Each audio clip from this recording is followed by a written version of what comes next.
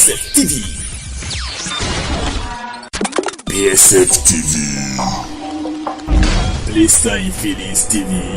La vie se partage. Les députés ivoiriens ont ouvert leurs activités parlementaires ce mardi 3 avril 2018 en présence de plusieurs personnalités étrangères et nationales. Blessa et Félix, comme d'habitude, a marqué sa présence à cette session ordinaire qui s'est tenue de 14h à 16h à l'hémicycle. Mais avant, très tôt, l'élu de Guéyo a été à l'Assemblée nationale pour des dossiers très particuliers sur Guéyo auprès du cabinet du président Guillaume Soro. Les démarches étant terminées, le député maire s'est rendu dans les nouveaux locaux du conseil régional de la Nawa, situé dans la même commune, le Plateau. Objectif, visiter ce nouveau siège de sa région. Blessaï a saisi cette occasion pour aborder des sujets sur le développement de la Nawa avec certains collaborateurs d'Alain Richard Donvaï qui se sont dit surpris de cette visite. Une heure après, il a reçu des investisseurs à la galerie des Pâques pour échanger sur des sujets portant sur Guéyo avant de retourner à l'hémicycle pour l'activité parlementaire. À cette occasion, le président de l'Assemblée nationale, Guillaume Soro, est revenu sur le thème de la législature en cours, la réconciliation. Dressant un bilan des actions dans ce sens de l'année écoulée, Guillaume Soro a réaffirmé son engagement à continuer à œuvrer pour un climat de paix en Côte d'Ivoire. Faut-il le rappeler? L'année dernière, nous avions un thème auquel nous avons essayé pendant toute une année de sensibiliser nos concitoyens.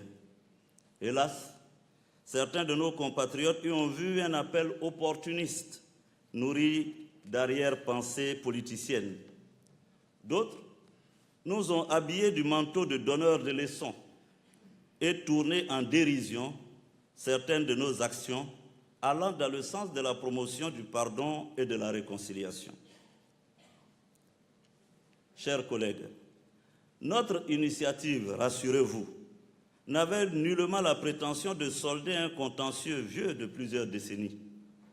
Seulement, l'histoire nous enseigne qu'il n'y a d'issue que dans l'abnégation et la persévérance.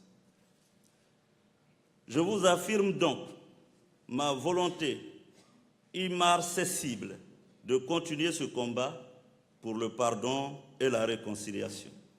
Voie qui nous conduira à la construction d'une véritable nation ivoirienne.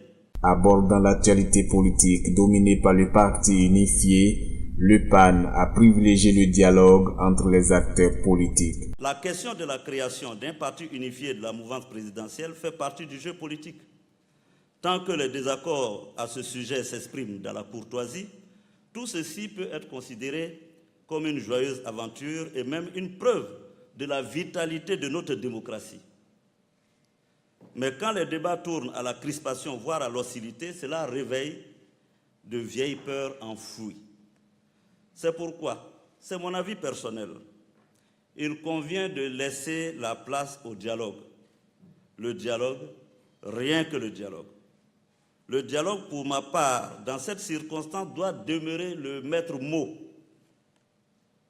Le parti unifié, je l'espère, aura à se construire inclusivement. Laissons donc le temps aplanir les différends.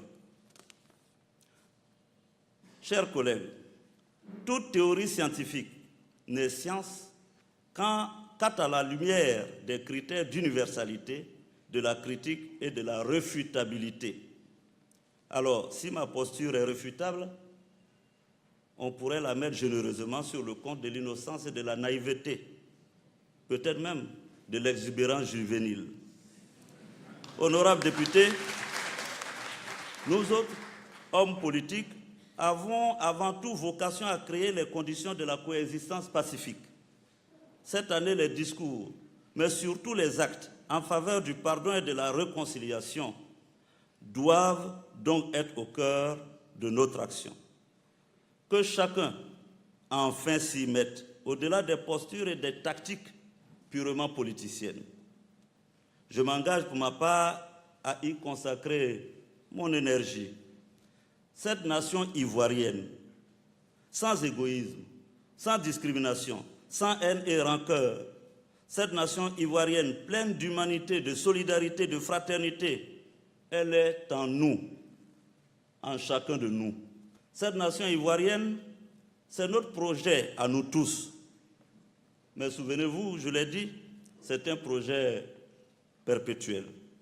Un projet que nous devons de servir avec dévouement pour nous, mais surtout pour nos enfants et pour tous ceux qui, après, auront, je l'espère, l'immense fierté de le poursuivre. Je vous en conjure, chers collègues, œuvrons ensemble pour la paix, le pardon, la réconciliation par le dialogue. L'invité d'honneur de cette section a été Madame Mukabalisa Donatil, présidente de la Chambre des députés du Rwanda. Dans son intervention, elle a partagé l'expérience de son pays en termes non seulement de pardon, réconciliation et paix, mais aussi en ce qui concerne le développement et la transformation socio-économique après le génocide de 1994. Une expérience qui sonne comme une leçon pour non seulement la Côte d'Ivoire, mais pour toute l'Afrique, d'où son appréciation par les ovations nourries de nos parlementaires.